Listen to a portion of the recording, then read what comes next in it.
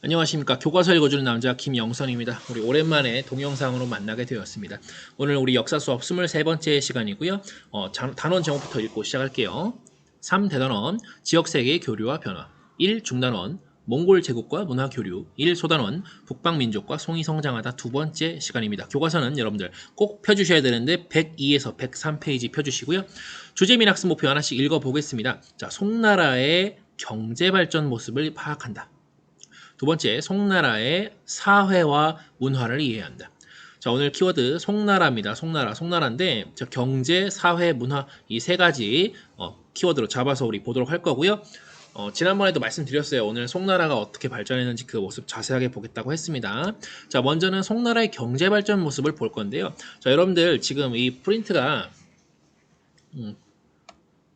지금 여러분들이 뭐 출력을 하셨을 수도 있고, 그리고 뭐 따로 이렇게 뭐 스마트폰이나 아니면 컴퓨터상에 그냥 띄워놓고 볼 수도 있는데, 이거를 여러분들이 반드시 직접 풀어보셔야 됩니다. 선생님이 이렇게 같이 풀긴 하겠지만, 여러분들이 직접 풀어보지 않으면 여러분들이 교과서를 읽어내는 또는 어떤 책의 내용을 읽어내는 그런 능력을 더 이렇게 성장시킬 수가 없어요. 그래서 여러분들이 꼭 선생님이 그냥 푸는 대로 그냥 받아적기만 하는 게 아니라 여러분들이 직접 풀어보셔야 됩니다. 자, 그러면 1번 문제부터 가보도록 하겠습니다.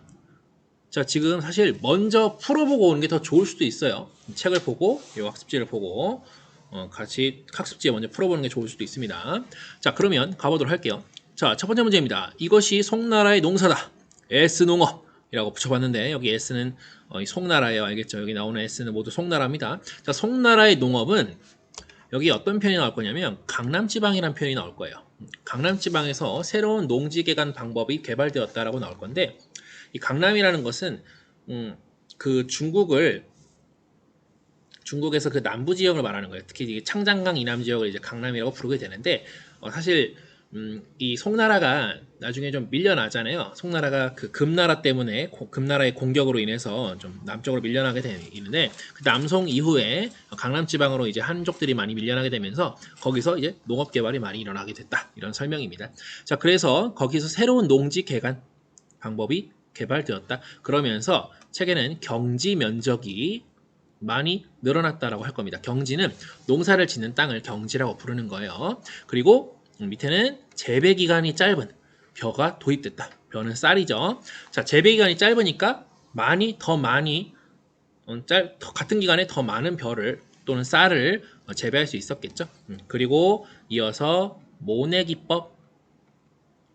여러분들이 농사를 혹시 지어본 친구가 있을지 모르겠지만 미리 모판에다가 심어 놓은 다음에 나중에 논에다가 그 모를 갖다가 심는 거 모내기법이라고 하죠. 한자로는 이양법이라고도 하는데 나중에 한국사에서도 나올 겁니다. 자, 어쨌든 간에 이런 것들이 보편화되면서 농업 생산력이 대단히 많이 늘어났다라고 하는 것입니다. 자, 농업 발전 굉장히 비약적인 발전이 있었다. 눈에 띄는 발전이 있었다는 것이고요. 자, 두 번째입니다. 이것이 송나라의 손재주다. S수공업입니다. 송나라의 수공업입니다. 자, 여기 책에서는 이거 그냥 찍고만 넘어갈게요.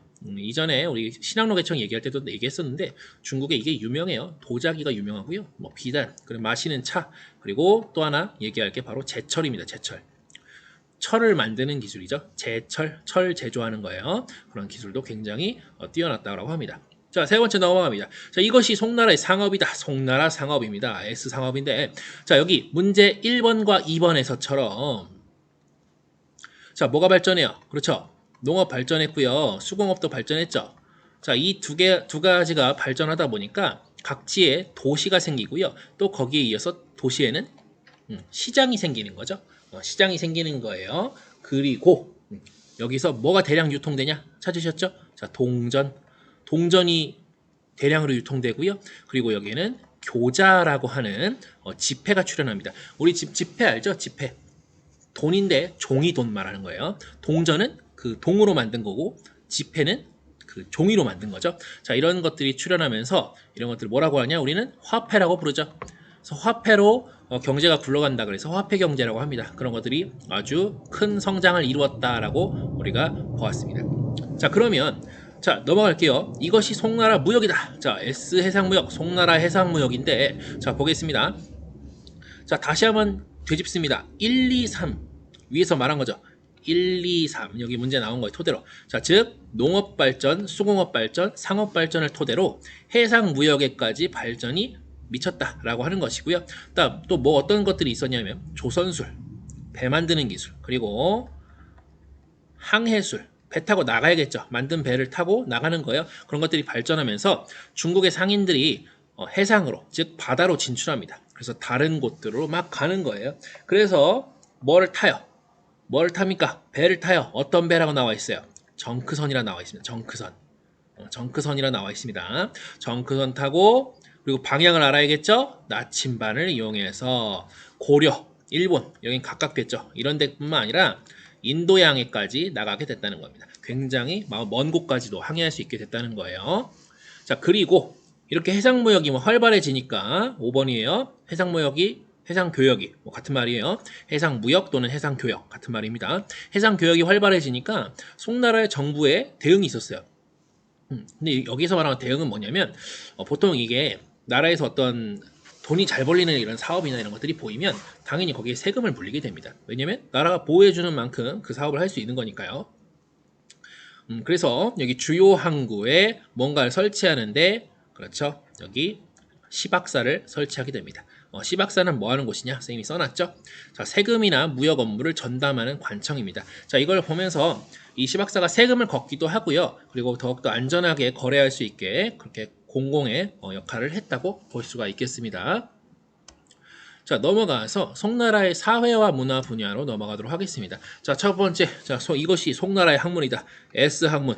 자, 송나라 학문인데요. 자, 근데 이거를 보시면 지난번에 우리가 분명히 다뤘거든요. 송나라에서 뭐가 정비되냐면 과거제가 정비됩니다. 지난번에 말했죠. 1차, 2차, 3차가 있는데 3차 시험 황제 앞에서 보는 시험이 있었다. 그래서 황제에게 굉장히 새로 뽑힌 관리들이 황제에게 충성하는 그런 제도가 되었다라고 말씀드렸습니다.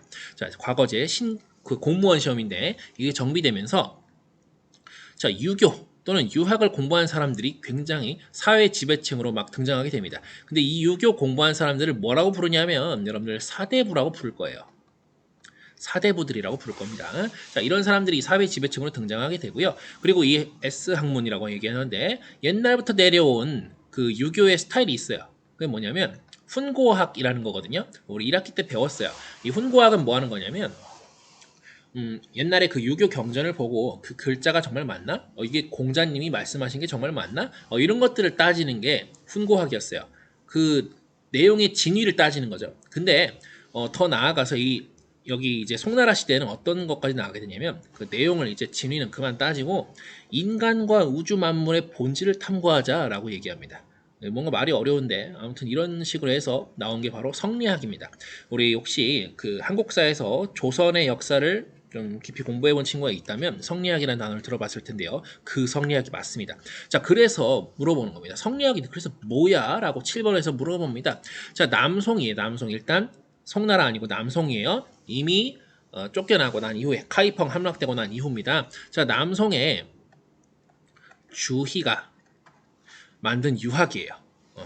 유학의 한 종류입니다. 근데 내용이 어떤 내용이냐면 군신, 즉 임금과 신하, 부자, 아버지와 아들 등의 위아래의 구별을 책에는 상하의 구별이 나와 있을 텐데 위아래 구별 더 쉬운 단어죠. 그렇죠? 자, 위아래 구별을 정당화하는 대의명분 이라는 거예요. 대의명분. 그러니까 명분을 만드는 거죠. 그리고 이게 중요합니다. 한족의 우월성을 강조하는 화이론을 강조하게 됩니다. 화이론. 자, 지난번에 선생님이 그 북방민족과 송의 대립 과정을 얘기하면서 한족이 스스로를 화라고 부른다라고 얘기했었습니다. 화. 그러면서 뭐 화북지방을 뭐 빼앗겼다, 금나라에 빼앗겼다 이런 얘기 나왔을 텐데 그 화자가 바로 요 글자예요. 화. 그리고 여기는 이는 뭐예요? 그럼 이거는 오랑캐입니다. 자, 화는 한족이고요. 이는 오랑캐거든요. 그러니까 세상은 이 한족 중심으로 돌아간다는 거예요. 한족과 오랑캐가 있는 겁니다. 한족이 아니면 오랑캐인 거예요. 그런 것들을 강조하는 거예요. 근데 지금 왜 이런 학문이 나왔냐 좀 시대적인 배경을 살펴보면 사실 당시에 이게 남성이잖아요. 북방민족에 굉장히 밀리고 있는 상황이잖아요. 그런 상황에서 어떤 좀 정신승리의 그런 개념으로 좀 이렇게 화이론이 튀어나오지 않았나 그런 생각도 조심스럽게 말씀을 드려봅니다. 자, 이렇게 해서 성리학을 일단 설명을 마쳐보고요. 자, 또 가볼게요. 송나라는 서민 문화의 수준도 높대요. 그래서 이 송나라의 문화입니다. 자, 서민들이 이 책에는 이렇게 나와 있을 거예요. 사회 경제적 지위가 뭐 향상되면서 이런 표현이 있는데 쉽게 말하면 먹고 살만해지는 거예요. 먹고 살만해지면서 도시를 중심으로 서민 문화가 발달했다는 표현이 있을 겁니다. 그리고 도시 곳곳에 뭐가 설치된다? 공연장이 설치된다. 막 영화관 같은 그런 것들이 막 생기는 거예요. 근데 옛날엔 영화는 없었고 뭐 서로 나와가지고 공연자들이 만담하거나 뭐 고개를 펼치거나 인형극, 동물 서커스 등 이런 것들이 유행했다고 합니다. 요즘은 동물 서커스 하면 동물학대가 되겠죠? 이때는 안 그랬나 봅니다. 자, 마지막입니다. 자, 이게 송나라 과학기술이다. 자, 과학기술 분야에서도 발전이 있었다고 합니다. 바로 송나라의 과학기술입니다. S과학기술. 자, 화약. 그리고 아까 얘기 나왔죠? 위에서 나침반 얘기 나왔었죠. 여기 4번에서 나침반. 자, 나침반 그리고 활판 인쇄소를 발명했고요. 실용화까지 모두 이루었다라고 말씀을 드릴 수가 있겠습니다. 자, 그런데 자, 이거 3개뿐만 아니라 하나를 더하면 중국의 4대 발명품이 된대요. 여러분들 이건 바로 종이입니다. 종이. 종인데 아마 책에는 뭐 체륜의 제지법이라고 나와 있을 겁니다. 선생님이 근데 우리 등교 수업했을 때 그 제지법이 무슨 말인지 말씀을 드렸어요. 제지법, 종이 만드는 법이라고 말씀드렸죠. 종입니다. 자, 종이, 화약, 나침반, 활판, 인쇄술이 이때 4대 발명품으로 굉장히 각광을 받았고, 근데 여기 종이를 왜 물어보냐면 종이가 책에 따로 안 나오고 종이는 그 옛날에 당나라 시절에 그 이슬람 세력과 탈라스 전투에서 그 당나라 패한 이후에 이 종이 만드는 기술이 넘어가거든요. 아빠스 왕조에 넘어가거든요. 그때 이야기이기 때문에 이미 배웠어요. 우리가 2학기 초에 배웠습니다. 기억 안 나시는 분들은 꼭 찾아보시고요. 자, 여러분들 우리 그래서 지금 오늘 같이 송나라의 경제 사회 문화에 대해 모습에 대해서 봤는데요. 여러분들 그 교과서를 꼭 보시고요. 그 지금 본문만 선생님이 같이 정리한 거예요. 근데 거기에 나온 사진이나 설명된 그런 어떤 추가적으로 설명된 그런 글들이 많거든요. 그래서 그런 것들 한 번씩 눈여겨 보시면 여러분들의 상식 상승하는데도 상식이 성장하는데도 굉장히 도움이 될 거라고 생각합니다. 자, 오늘 다 같이 잘 풀어봤고요. 여러분들 과제는 여기 있는 모든 빈칸들을 다 채워서 첨부해서 올리시는 겁니다. 아시겠죠? 분명히 말씀드렸어요. 선생님이 과제를 지금 말씀드린 겁니다. 따로 글로 설명하지 않을 거예요. 과제는 여러분들 여기 있는 모든 빈칸들을 다 채워서 첨부 파일로 올려주시면 되겠습니다. 클래스룸에 올려주시면 돼요. 다 설명했다. 아시겠죠? 그리고 올리실 때는 반드시 여러분들 여기에 반 번호 이름을 반드시 써주시기를 바라겠습니다. 아시겠죠? 자, 그러면 오늘 수업은 여기까지 해보도록 하겠습니다. 대단히 고생 많으셨습니다. 안녕.